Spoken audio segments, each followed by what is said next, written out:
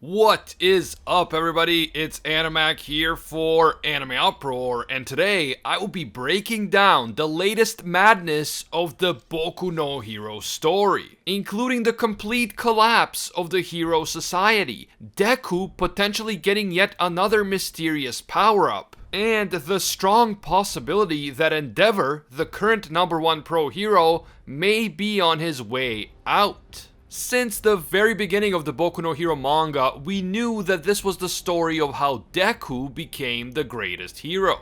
And by the looks of it, Deku's moment to become the #1 hero might come much sooner than we expected. If you enjoyed the Boku no Hero content on this channel and you want us to keep it going, please leave a like and comment. It really does help, and it only takes a second. And if you're new to AnimeUproar, or maybe you watch our videos but you haven't subscribed yet, make this the video that you subscribe and hit that notification bell to turn on all notifications. If you want to make sure that you won't miss any of our videos in the future, the only way to do that is to subscribe, hit the bell, and then select that option that says all. Finally, this video will of course contain Boku no Hero manga spoilers, so please proceed with caution. You have been warned. The latest chapter begins as Hawks and Best Jeanist, the current #2 and #3 pro heroes, enter Endeavor's hospital room. They greet Endeavor and the other members of the Todoroki family, and they are very interested in gathering as much intel about Dabi as possible. As I mentioned in my previous video about Dabi's backstory,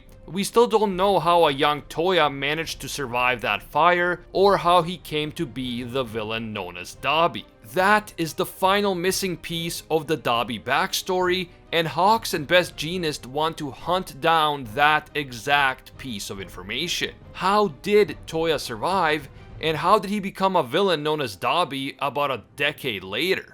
By the way, although Hawks is definitely recovering from his injuries and his personality seems to be back to normal, we have to acknowledge that he is still severely injured. He is wearing some sort of medical contraption on his face that I assume is helping him breathe properly, and he is also absolutely covered in bandages like so many other heroes who took part in the big villain raids. But despite his current condition, Hawks is clearly eager to get back into the pro hero game, and he is willing to push through the pain, and I'm sure that he is dealing with a lot of pain right about now.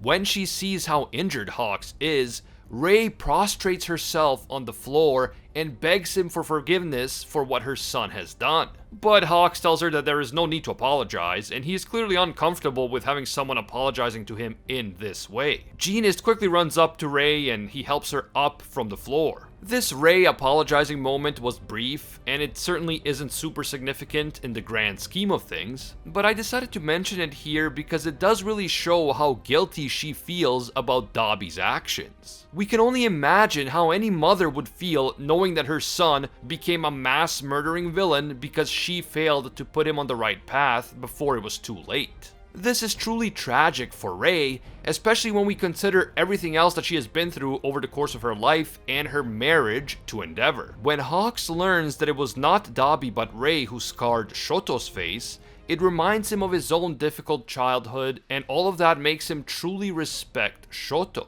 Hawks abandoned his troubled parents and gave up on them, and he simply couldn't face them again after everything that they had put him through. And yet here is Shoto, reaching out to his mother and father, trying to keep the family together and trying to make things right when it comes to Dabi. Shoto's resolve and commitment to doing the right thing is truly incredible, and even though I always liked Shoto as a character, I now respect him even more because of his inner strength. Shoto could have abandoned his family and given up on his parents like Hawks did, but he chose to help them face their own demons in order to keep the family together in the face of the tragic truth about Dabi. I think this is truly admirable, especially when you consider that if he had been a different person, Shoto could also have turned into some version of Dabi. He could have used his difficult childhood and his abusive parents as an excuse to become a jaded and sociopathic villain. But instead of doing what Dabi had done, Shoto decided to fight for what's right, both in society as a whole and within his own family. We definitely have to put some respect on Shoto's name. He is strong and mature, well beyond his years. Hawks then goes on to tell Endeavor that the situation on the outside, on the streets of Japan, is an absolute hellscape.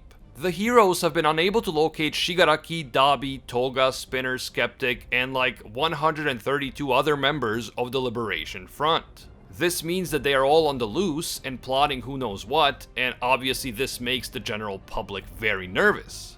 On top of that, 7 of the near high-end Nomu are also still on the loose, as are many of the prisoners who were released during those 7 different prison breaks orchestrated by All for One. To make things even worse, several important members of the Hero Public Safety Commission have either died or been severely injured. And after seeing all of this carnage, many pro heroes are simply resigning and retiring. I've already talked about many of these troubling developments in previous videos, but basically the Hero Society is on the brink of collapse. The general public has lost all faith in the heroes after everything that's happened. Dangerous villains are roaming the streets freely. Ordinary citizens are arming themselves and forming militias in order to protect themselves from the villains. And in general, absolute chaos is becoming the order of the day. The situation has gotten so bad that the Japanese government requested help from heroes from other countries, but this process of importing foreign heroes to help preserve order has been slow and messy. The fact that the government is asking for foreign aid speaks volumes about just how bad the situation has become. In general, governments never want to ask other countries for help, especially not publicly, because that makes them look weak and ineffective. The fact that the Japanese government is now forced to openly ask for help is a big deal, and this is going to further erode the public's confidence in the government and the Hero Society. It is very difficult for a political and social system to survive once the public loses all faith in that system's leaders and institutions. So yeah, this is not good. But Hawks tells Endeavor that now is not the time to despair. Now is the time to fight. As the current #1 pro hero, Endeavor has the responsibility to set a good example and rally the remaining heroes before it's too late. Thankfully, Endeavor is not alone, and Hawks and Genist both pledged their help and support to the #1 pro hero. The top 3 heroes in Japan are teaming up, and together they will try to turn things around before the situation spirals out of control. Realizing that he has the support of both his family and the other top heroes, Endeavor begins to cry again. He is clearly grateful that after all the bad things that he has done, he still has the support of these people. He is grateful that he is not alone in this difficult moment, even though he probably thinks that being alone is exactly what he deserves after everything that he has done. Hawks then says to Endeavor that he cannot hide from Dabi's accusations. The reporters are out for blood, and they are demanding a response from Endeavor. So Endeavor has to make a public response. He has to face the accusations head on. Hawks even went to the trouble of drawing up a draft of what Endeavor could potentially say, but there is one factor that Hawks was unable to account for, and that is one for all. During his fight with Shigaraki, Endeavor had muttered something about one for all, and word about that fact has leaked to the press. Reporters are demanding to know what one for all is, and how it relates to the villain All for One. Hawks explains that in order to get ahead of the media and formulate a proper response, they need to know what one for all is. But as we know, the truth about one for all is supposed to be a closely guarded secret, so this puts Endeavor in a very difficult position. Most people have no idea what one for all is, and even though we all know that that is Deku's quirk is officially not called one for all in the UA records. Meanwhile, Bakugo is still out there in the halls of the hospital freaking out because Deku hasn't woken up yet. He becomes so obnoxious that his classmates are forced to restrain him and carry him away from Deku's room so that Deku could actually have a chance to rest and recover. On the one hand, it's great to see Bakugo is feeling well enough to make such a fuss, since we know that he had some very serious injuries. The fact that he is back to his crazy old self is a good sign, and it is definitely reassuring. It's also heartwarming to see how much Bakugo cares about Deku. They've gone from having a very rocky past, which included bullying of Deku on the part of Bakugo, to being close friends who look out for each other and who fight side by side against even the most dangerous villains. But with all of that said, Bakugo needs to relax. I know he's trying to help Deku by forcing him to wake up,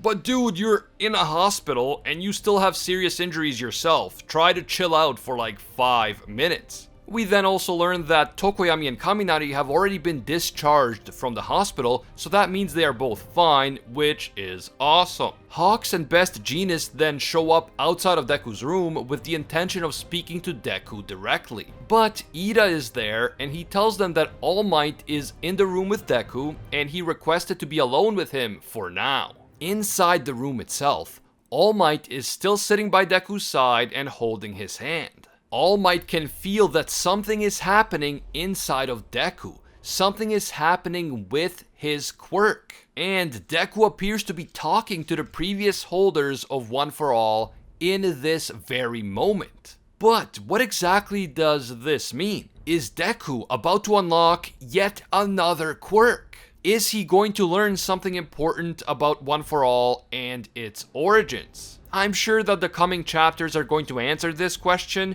but I'm extremely curious about what is going on inside of Deku right now. And I also really want to know what impact this is going to have on Deku once he does finally wake up. Is Deku about to wake up stronger than ever before? Possibly with the ability to use another quirk. Since Endeavor is now a broken man whose reputation has been ruined by Dabi, and since Endeavor is now primarily focused on dealing with Dabi, is Deku going to emerge as the next symbol of peace? Is he going to replace Endeavor as the new #1 hero? We know that Deku is going to become the greatest hero eventually, but could that moment be closer than we think? With everything that Endeavor has been through recently, and with his attention now focused on Dabi, could Deku and the new generation of heroes take Endeavor's place as the pillars of hope for the people of Japan?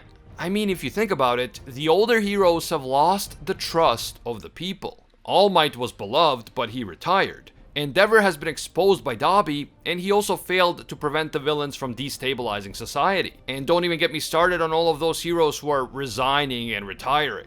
But these brave young hero students who risked their lives against the villains, even though they didn't have to because they're not even full-fledged pro heroes, they could potentially rally the people and save society from descending into chaos. After he wakes up, Deku may become the symbol of the new generation of heroes. Those brave young people who have not been tainted by the failures of the older generation. Personally, I don't think that Deku will become the official #1 pro hero in the near future. But with Endeavor compromised and the people desperate for a new symbol of peace, Deku could end up becoming the de facto #1 hero in Japan. The one hero who can rally the people behind him and put an end to all the chaos. With everything that's been happening in the previous several chapters, I believe that Deku and the new generation of heroes, the hero students, are the only hope for Japan. They must replace the older, tainted generation as the true representatives of the hero society in the eyes of the people. And that would be the only way to rehabilitate the reputation of the hero profession before it's too late. Let me know what you guys think. Is Endeavor too compromised to continue serving as the symbol of the hero society? And will he be replaced by Deku and the younger generation of heroes? Also, what do you think is happening inside of Deku right now? Could he wake up with important new information about One for All, or maybe even with a new quirk? Don't forget to share your thoughts down in the comments below. If you enjoyed this video and you want to see more Boku no Hero content right here on the channel, please like and comment, it really does help. And if you're new to AnimeUproar, or maybe you haven't subscribed yet, make this the video that you subscribe and hit that notification bell to turn on all notifications. You can also hit me up on Twitter and Instagram at AnimeUproar. A big thank you to all of our AnimeUproar patrons for making videos like this one possible. Special thank you to Alpha Sigma, disciple of Lord Twigo himself. And I can't forget all of our The One tier patrons, the ones who rise above all other clans, including Ingrata, The World, A Quiet Respect, Pate Heffa, Liam Thompson, Aljatal, Dr. Courtman, Johnny Boy Draws, Emperor Otaku, Spidey Life Tanel, Baked Buddhist, and Tungsten Tarkus. Finally, thank you also to our Pro Hero tier patrons, including the one and only Gilgamesh, Steelers, Angel Cruz, Anatoly Kazatsky, Joe Stanton, Very Gucci, Jessica Calafond, Rathuin Deora, Alicia Octor, Bonnie Parks, Hinokami and Water, The Red-Haired Raven, Joanne Garcia, Jack Watches Anime, Fatboy Games, Ted No Ted, Deadly Saint, Matthew Cruz, and Anthony Schreiber. If you enjoy our videos and you feel that they provide value for you, consider supporting us on Patreon. Even a single dollar will give you access to our Patreon exclusive Discord, and your name will appear in our videos along with these amazing people. As always, thank you guys so much for watching, and until next time, see ya, Space Cowboys!